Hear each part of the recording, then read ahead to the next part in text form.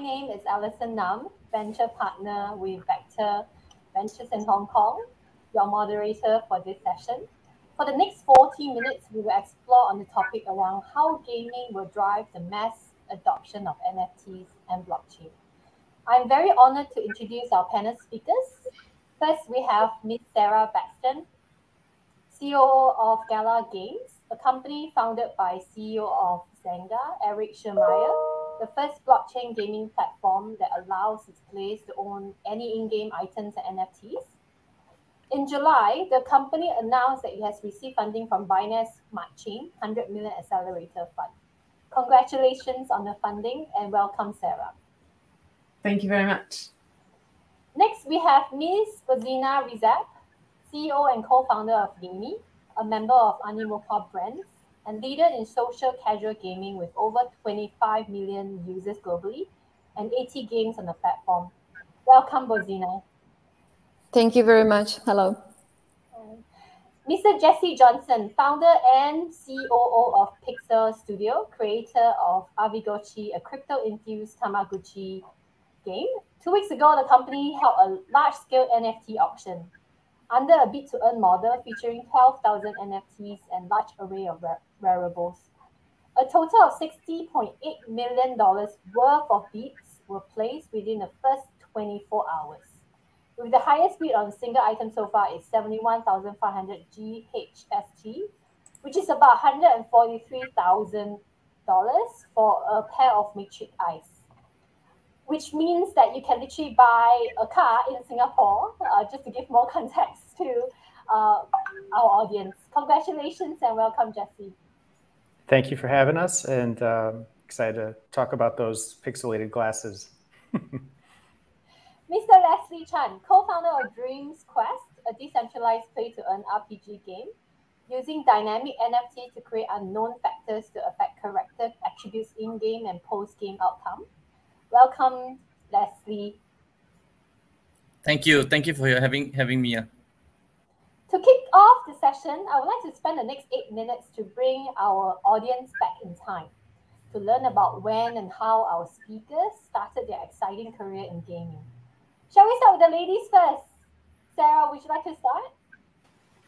For sure, I'd love to. Thank you. I think I'm going to talk a little bit less about my start in gaming and actually Gala Games and why I ended up with Gala, because I think as gaming goes, we are on a new frontier. I think it's a very, very embryonic period that we're in, and we probably don't even know how early we are in this big move towards blockchain and the NFT space. And I think the reason I was attracted so much to Gala was because for all of my working life, since 19 years old, I was an entrepreneur. I never had a boss. I never had a proper job. I couldn't stand the idea of someone else having control over what I did and not being able to really be a master of my own destiny. It didn't suit me whatsoever. So when the opportunity at Gala Games came along and they were talking about ownership, and they were talking about doing something that's genuinely revolutionary for the gaming industry, it definitely caught my eye. And then you look at an organization such as Gala, which is completely and utterly remote. So we're all around the world. We work on the time zones that suit us. We've got communities blooming everywhere you can imagine. As an opportunity, you simply just couldn't turn that down. And we haven't looked back since. And anybody in crypto will say, you know, how fast every single day goes and how quickly you look back and you think that was a month.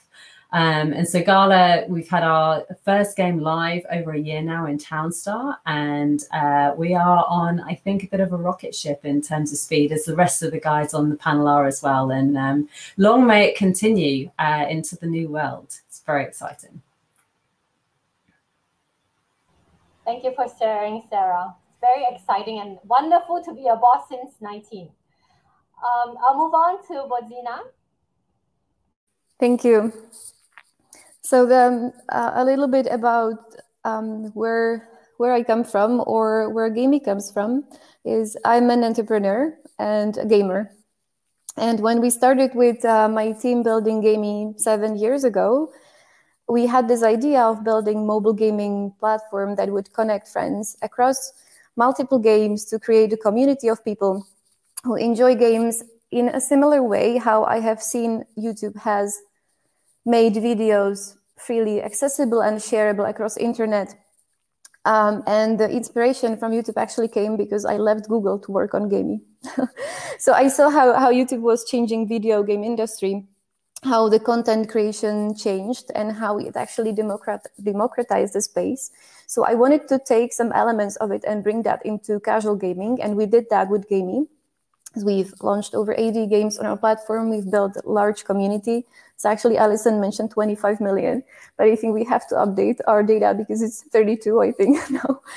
And the reason behind that growth was not only focus on the community, but also early on experiments with how can we make people part of the success of the platform.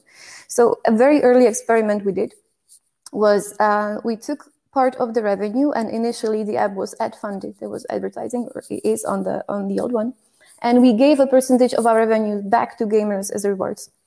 So the more money we make, the more rewards people earn, and of course they love it. So if you give them a chance to play for free or play to earn something, they love it. So that brought us actually on a first step on our next journey, and I was like, how do we introduce the power of blockchain to people? Because we can make that a lot stronger, and this is what the company is focused on right now. As it was said, it's a speed of light. It's incredible. We have launched our gaming token earlier this year, and we're just weeks before a new generation of GAMEE that has this play to earn principle and the ownership of assets and everything. And me as a gamer, I'm super excited because I know that we can take what's working already and we can make that double that strong. So I'm really excited about that. We're very excited to see what's going on with GAMEE as well. Moving on to the gents, shall we start off with Jesse? Yeah, so I guess a little bit about me. My name is Jesse. I'm the co-founder of Aavegotchi and Pixelcraft Studios. I'm co-founder and COO of Pixelcraft Studios. And what we're doing is building out the Aavegotchi core infrastructure. It's an NFT playable NFT metaverse type of game. That has layers to it. It's a bit of an onion, but if we go back to how I got into that, I've been in the kind of crypto industry for the greater part of the last decade in some form or another. Worked on exchange side, even really started with just like the academic side and then got into more the digital assets trade. But what became interesting was when I started getting introduced early on to NFT projects. And so as early as 2018, I left my position at a crypto exchange to go full-time on an NFT startup. And so the reason I did that is I saw NFTs as a different approach to blockchain adoption, crypto adoption. And I thought that even at that point, you know, it wasn't quite blockchain gaming, but it was just this idea of non-financial assets residing on the blockchain, and what that could unlock in terms of art, culture, different aspects of our life that could also benefit from blockchain. And so the realization of that has been through a few different NFT projects and iterations along the way. But Aavegotchi is kind of the realization of some of those lessons learned. And the result is kind of a NFT that we say it's playable because it's intrinsically a game by itself, just like a Tamagotchi that we reference. But it's also a key, an access key to other games or other experiences. So that's, yeah, very briefly my journey to get to Aavegotchi. Thank you, Jesse. Lastly, we have Leslie. Hi, everyone. Leslie here from Dreams Quest, co-founder of Dreams Quest. How we got started was actually through a YouTube channel, to be honest. My co-founders and myself actually met through a YouTube channel, a community that I've run in DeFi, known as DeFi Singapore. What's so interesting about Dreams Quest and leading up to our token launch in about a month's time is that we have this thing called a dynamic NFT function. That's just gonna be the next the next big thing, right? And so we actually tied up with Chainlink's VRF systems, and where the gameplay itself, where your cards that you have, the attributes would change, right, after every battle, right? So and that presents a different and a whole new different conundrum, if I could say, that the secondary market is just gonna go crazy over because of the different attributes on the cards that's gonna come from the gameplay itself. So that's about it. We look forward to the launch. Counting down. So on the 23rd of August, Visa announced it has purchased CryptoPunk number 7610 for 49.5 Ether, which is about 150,000. Again, it's a BMW. Corporate NFT adoption is not a new phenomenon. Buying an NFT rather than launching a digital collection makes Visa's move significantly novel. This news, together with the mind-boggling 2.5 billion NFT transactions executed in the first half of just this year, is the shocking truth for many. NFT, there are many talks about play-to-earn gaming driving NFT growth. How exactly has NFT and blockchain changed the gaming landscape? What are these positive and negative impacts? I'd like to direct this question to Sarah to hear your thoughts. Sure, I have so many thoughts about this. I think the headline is that NFTs, particularly NFTs with utility, are only going to get more and more popular and more accepted as a new way to play, engage, entertain, trade, share, and even earn. So play to earn is a space that we're absolutely focused on. We think it's really exciting. We've got a lot of announcements coming out over the next few weeks in regards to that as well. I think the really profound thing that NFTs has done and to the space in general is that it's given a real purpose, and rather than perceived ownership, which we've had for years in the gaming industry. Of course we have. You've always been able, the tokenomics have always been there. You've always been able to own something. What blockchains allowed you to do is to truly, genuinely own something that cannot be taken away from you, that's got inherent value and a usefulness that maybe you wouldn't have had before. So that interoperability, the fact that it can go potentially from one game or one realm or one world to another.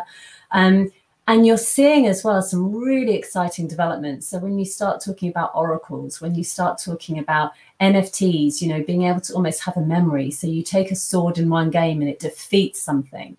And then the next person that ends up with that sword, whether it's been bought, whether it's been gifted, they have that memory. So as they go towards that beast that this sword has slayed, there's a memory in there and it can pop up. And all of a sudden, that history moves with that item. So not just ownership, but where that item has been and the purpose it has served.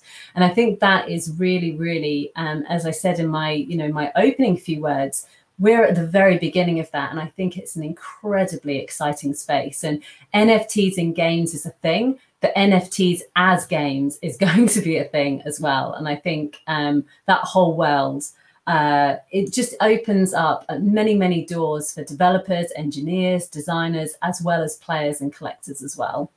And then you sort of talk about the negative. Well, the Ethereum blockchain, as we all know, it's not the greenest out there. We know that gas fees as well actually inhibit some of those players and some of those opportunities we have for the microtransactions, because it is just prohibitively expensive.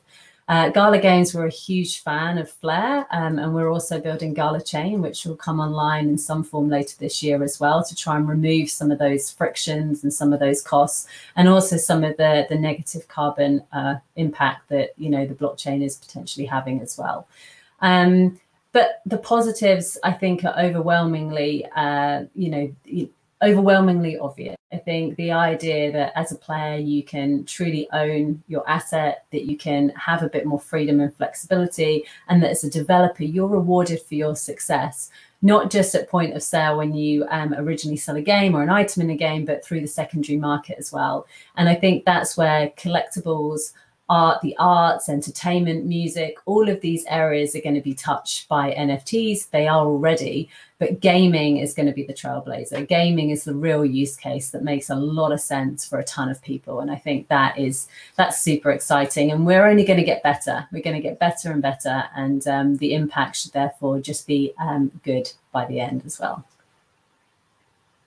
Thank you, Sarah, for sharing a very insightful thoughts around the transition of a perceived value to an actual value of the asset through blockchain and the greenification, we hope, with the new blockchain adoption that you are actually rolling out. So I'll move on to the next topic, which is relating to Live Mint. The global crypto AUM tripled to $55 billion in August, while Ethereum price recovered from May sell down to over 3,400, with many predicting that Ethereum will be higher than Bitcoin, which is very highly possible, after the rollout of London Fog as they migrate their protocol towards proof of stake. With all the activities that are going on, what are the opportunities for investors? How can investors ride the NFT wave? Shall we have Leslie? Daniel? So I do run a small community in Singapore, right? So we do look at NFTs for a lot of reasons, and I like what Sarah has mentioned earlier, right? Gaming NFTs is really the trend. That's going to be the upcoming for the next few months at least, or even to a year. I do believe that's going to be the upcoming ones, and so. It is speculative. Right? I think we all can agree that it is speculative, because if you're gonna flip NFTs with, on the digital art side, so that's gonna be just purely speculative, and that's what's driving the prices up in the first place. But the use cases, I really like what Sarah has mentioned earlier, because the use cases are, having the NFTs itself, that's finally we actually have something. That everyone can talk about, that you are using the blockchain technology on the industry itself, because that's something that all along we have been having this issue of trying to justify, blockchain having real use cases, and so NFTs actually, created that whole, use case for the matter. In fact, I think the first time I heard about NFTs was actually Jesse who spoke to me about it, way back, when we were in conferences itself, when he was doing his first few NFTs back then. And so this is the direction, right? If for investors who really want to come in, they should really go into the classification, right? In terms of understanding what kind of NFTs are they going into. There are, your digital arts, you have your fine arts, basically, your rare collectibles, your antiquities, so there's a lot of things that actually come together and bring NFTs, as a representation of the actual real physical asset. So I do believe that as an investor, you would probably want to look into asset-backed NFTs or gaming NFTs for that matter, where there are actual real tangible assets that can be tied to in the first place. Yeah. Thank you, Leslie. I think the fundamental also, as what you highlighted, due diligence is number one. They have to know what they're buying, and they have to spend the time to read up and to really investigate. Ultimately, everybody's heart earns money as well. So it's always good to be cautious. Hi, Jesse. After a very successful NFT auction that you've created, I would like to bring out the crystal ball. How do you see the future of NFT consumptions and application in different industries? Example, music or sports, etc., moving forward? Great question. I think markets are cyclical in nature, so it's not that we won't see ups and downs throughout the NFT market as a whole. But then you're right, there's also these fast-growing areas within the NFT space, like Leslie just mentioned. You have different segments of the NFT market. So I think everybody here on this panel is focused on the gaming side, because it unlocks a lot of the community aspect so naturally, perhaps. It's like such a natural fit with digital life being more important than ever here in our current age. And so I don't see a, you know, depending how you measure a bear market, I think if you measure in users and active players, we're just going to continue to see, you know, the general rise of you know, where a year or two from now, hopefully we go to E3 or some of these big gaming shows, and I expect to see all of you guys there, and we'll be the talk of the entire trade show, whether it's virtual or in person by that time. But no, I think blockchain gaming, NFT gaming is here to stay, and it's just going to continue, like everything with smart contracts, to eat the world. And we'll be at a point where all the big brands will have to get on board, and it's like, oh, you mean you want me to put all these hours into this game and I don't get anything for it? Nothing that's immutable, nothing that's on chain. That will more and more be the basic expectation. And so that part's not going away. So very excited for the future of blockchain gaming. We're all very excited as well. We are all seeing phenomenal growth in users and investors adoption in the gaming and NFT sector. We're just wondering, in what form or shape do you think the tech giants would want to participate, especially the likes of Facebook, Google, Amazon? How are they going to get involved? I mean, it's a huge wave of change coming. As an ex-Googler, Bozena, would you like to share your thoughts?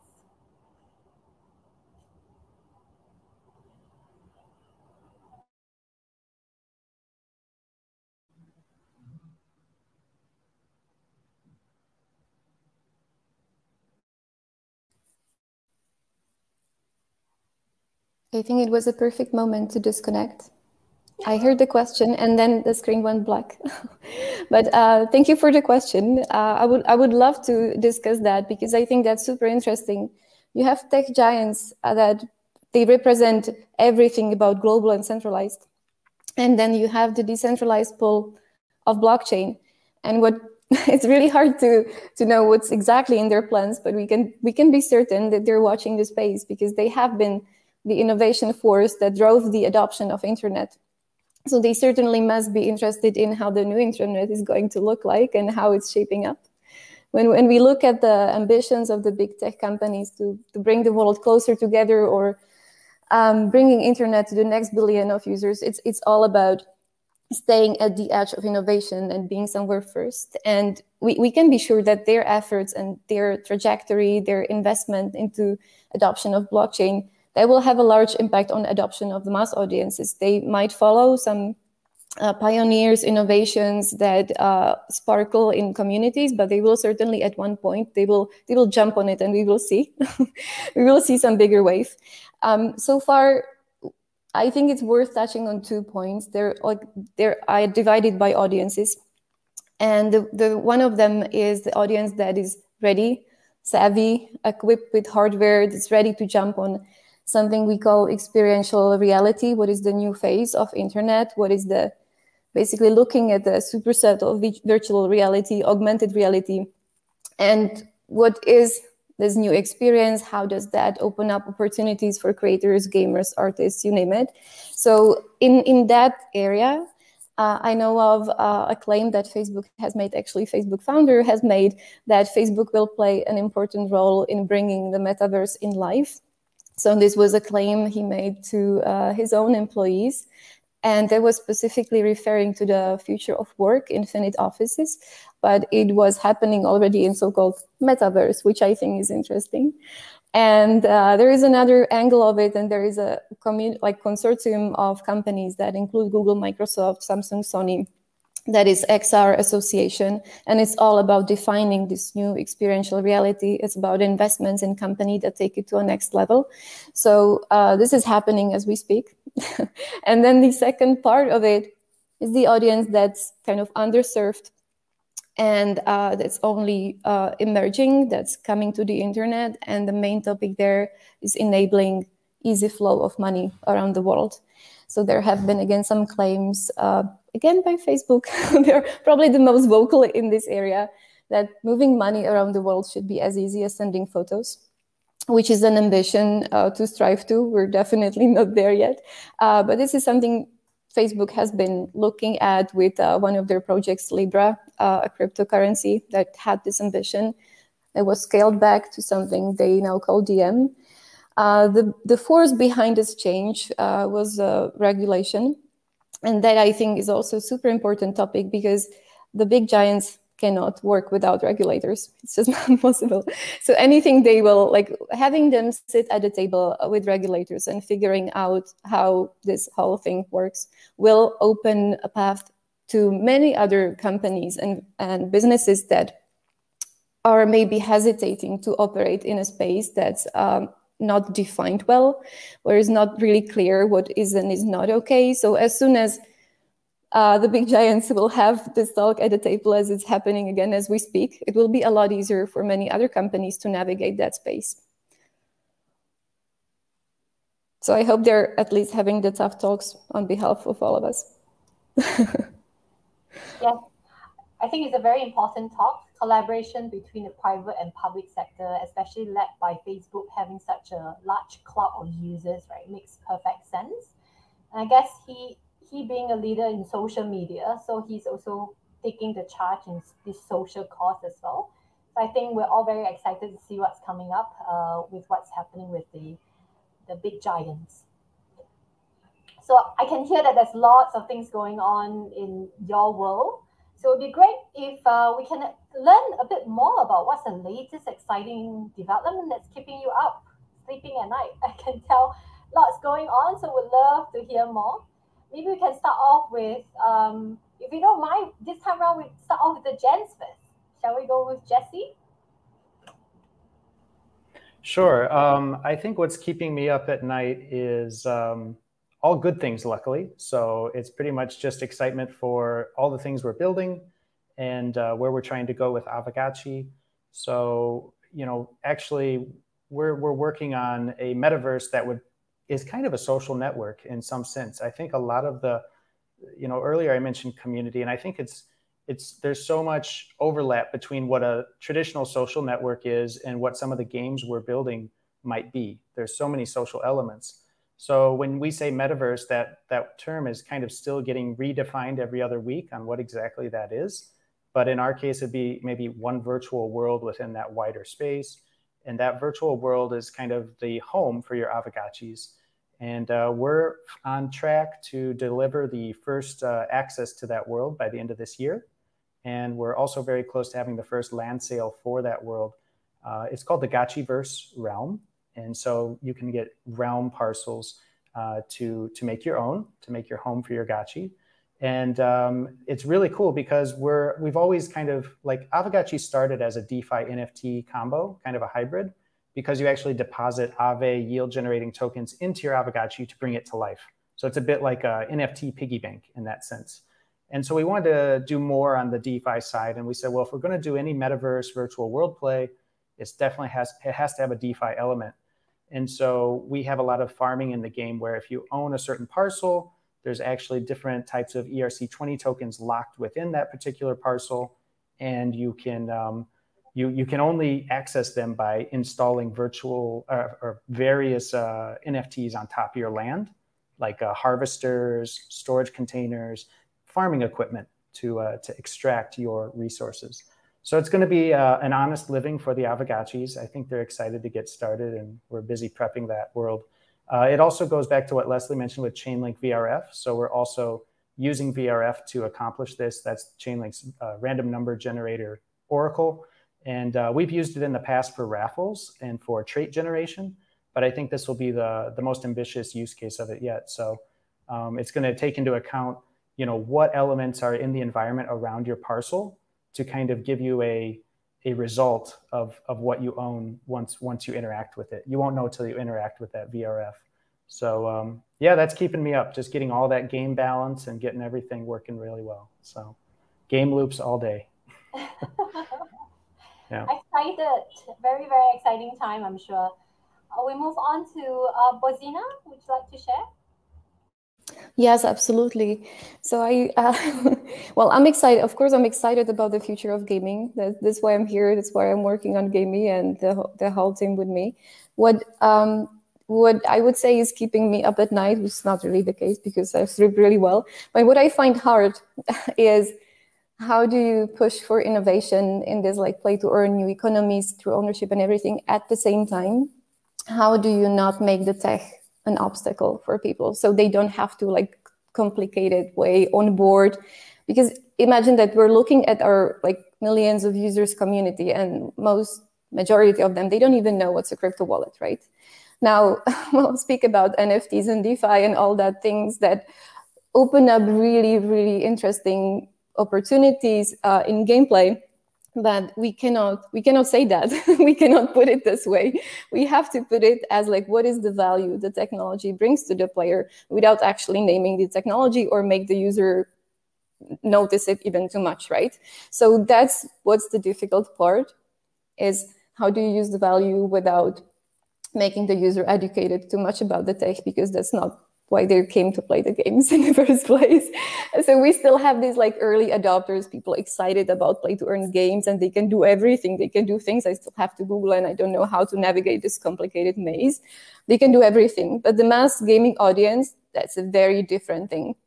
So I find it challenging, exciting, interesting to make it as smooth and seamless for a normal gamer to enjoy the value without getting stuck on the complicated tech onboarding. Simplifying, making it simple. I guess that's what you're trying to achieve. Yeah, because it is a complicated technology behind it. Shall we move on to Sarah? Sure. I think my things play exactly into the guys, actually. What keeps me up at night? Normally the West Coast. Korea gets me up in the morning. The West Coast makes sure I'm still there into the evening. So that's the wonders of a global workforce. But I think really not compromising. I think that's the key. For me, not compromising on what you want to build. We're one of the very few blockchain projects that doesn't have any external investment. Everything we've done to date, we've done by ourselves. We want to be in complete control of our destiny. We want to make sure that from a non-compromise standpoint, you don't have to have really poor gameplay or have no game at all to be able to benefit from the blockchain and to have, the benefit of ownership and control that people want. So I think that's something that, let's not compromise on the experience. And I'm really excited for this panel because you see it's coming. You can see that these are going to be places that you want to hang out in, that you want to play, that you want to engage with, not just because of the ownership and the rewards, but actually because it's fun and you want to be there. And I think that's really important, not losing sight of, if you come from a gaming background, if you believe in the power of creativity, that, yeah, it's great if you can, buy a collectible and flip it and make some money, and that's super. But that's not the big long-term play here. The big long-term play here, which is why those things are going up in value, is because there's something much more compelling sitting behind all of that. And that is gaming in the metaverse, where blockchain absolutely becomes inconsequential because you're not worrying about what protocol anything's running on. You're just enjoying the fact you're there, and it's creating value, not just in the time you spend, but in your real world too. And I think some of the success stories from Gala, and it's not because of the company, it's because of the community and the network. And we've had people buying the first houses they've ever bought in their family history, ever, because they've been playing games. We've had people settle their student debt because they've got into the collectibles space. That there's some things here that are going to just keep getting bigger and better, and I think actually change the world for the good. And that's where we want to stay. We want to be uncompromising the way we do that and make sure that we're doing it the right way, not necessarily the easy way, which on occasion on a Friday night, it would be quite nice to do it the easy way, but we won't. We'll stick in there and we'll carry on making waves. And it's good to have other people that are in this space doing exactly the same thing, because this is a huge space that we're just on the very cusp of. So lots keeping me up. Yes, I can tell lots of exciting things. And I love the fact that uncompromising, I guess that's the principle of change, right? I'll move on to Leslie. Well, so being the last West Coast, Sarah, I think that's just one of the many reasons. Our team has grown, so it's really blessed to have such a growing team as we speak. So we've grown from 3 time zones to 5 time zones now, and that's a killer on every night where we are finding the best, common denominator for us to all meet together on a daily course. So as the new kid on the block with the big brothers and the big sisters in the room, we are having our meetings almost every day just to handle the 3 most important things that we value most. Community is one that you guys have mentioned. That's very important to us. And we're constantly finding out how do we actually bring that value back to the PvE model that we are on for that matter. And then the second one would be the marketplace that we're preparing for. So it should be up and ready in about 4 to 6 weeks' time. And last but not least is the partners that we have onboarded. They have been asking us to create some form of a monster in their own metaverse. So like Sandbox is asking us to create some form of monster in their metaverse. So that's all the ongoing conversations that we're having with, Sandbox, Kyber, and Engine Start. The 3 of them are like, Dreams Quest, when are you going to give us that NFT, that character that's going to be in the space that we can actually share it together and can get the community excited about. So, that's been keeping us busy at at nights, basically. Yeah. Wow, from the sound of it, there's lots going on from every one of our panelists. So lots of new development, products, projects, launches. Wow, that's very, very exciting. I don't know. Please make sure that you sleep. I love the fact that, Bozena, you get lots of sleep. Very important, especially for gamers. Yeah, the stamina. So we're at the end of the session. So maybe you can do a very quick round in 30 seconds. Final thoughts. Quick one. We'll have Sarah. Final thoughts are the NFT space is, for gaming, I think is going to be absolutely outstanding. I think as long as we keep being true to what we're trying to achieve and we keep our eyes on that and we make sure they have utility and they really are adding value, not just in the secondary market, but when you own them. I think we're all on the right track in that regard. And I'm super excited to see all the brand new projects that are coming out, not just from Gala, but from the guys on this call as well this year. I think keep your eyes on this space because it is on fire. No question. Yes, and you guys are all on rocket ship as well. So we'll move on to Jesse. Yeah, final thoughts are just I'm really impressed by everything I'm hearing today with this panel, and I think I need to check out more about everything you guys are working on. So I hope we all follow up after this this panel. And yeah, onwards and upwards. I think we're just getting started. Everybody should be, I guess one final parting advice is I try not to get too entrenched in one chain or one there's no sense in having a hard opinion about something you're just learning about. And even all of us, I feel we're all just learning. So with Aavegotchi on Polygon, I love our experience on Polygon, but I'm also open to learning about what games and what other experiences are being built elsewhere. Because it all, at the end of the day, should be interoperable. And that's part of the whole value proposition. So just enjoying that process of learning. And then we'll all do well to continuously learn. Wonderful. Bozena? There is one thing I'm also very excited about, and these are the new careers that open up for people. And I would encourage everybody to really get their hands on some blockchain games to really try, because once you just read about it, it's not the same once you experience, because that sparkles so many ideas, such big inspiration. And there are new job offers that I have never seen before, like head of decentralization or head of NFTs, head of tokenomics. And there will be so many more. These are things unheard of before. So I think it's a great way to start with blockchain games. You'll understand everything. And then maybe a new career path opens up. So that would be my recommendation. Very good. Leslie? Yeah, so my final thoughts are, from the industry point of view, it's really nascent, like what Jesse has mentioned, and we really shouldn't be, stuck in one area of learning. We're all learning and we're always pivoting.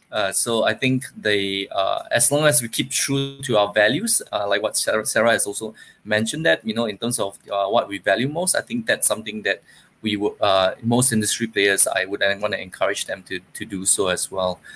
For the public though, I mean, those who are, just starting off getting NFTs, the only way for you to do so is to get your feet wet and just get yourself a very cheap NFT, just a few less than $100. You will have some enjoyment and fun with it.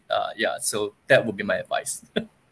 Very good advice. Maybe you can start with buying one of the wearables on Aavegotchi. Open the bag. Okay, we've come to the close of the session. It's such a pleasure to have you all. Just a final note. So according to Hootsuite Digital 2021 report, there are an estimated 3.25 billion gamers globally. Almost 50% of the world population are gamers and 4.8 billion active internet users. With this paradigm shift that we are seeing from what's being shared by our panelists, in digital ownership on how people value assets, it provides a massive market opportunity to access the 1.55 billion people who are online and yet have not started playing games. I would strongly advise our audiences to explore further on the topics on NFT and blockchain gaming. Like what Leslie say, you have to get your feet wet to actually learn, even if it means that you might lose a couple of dollars. That's a good experience and a good learning ground. I thank you all, the panelists, for joining us, and I hope to see you next time. Thank you very much. Thank you. Thank you. Thank you.